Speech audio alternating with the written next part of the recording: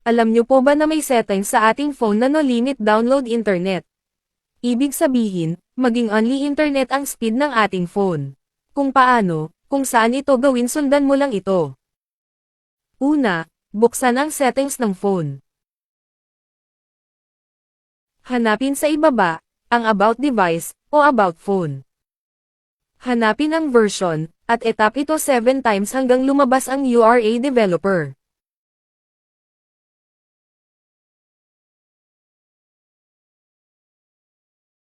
Din mag-back ka lang sa setting.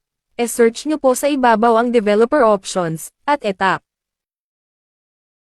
Scroll ka lang pa ibaba hanggang makita mo ang network download rate limit.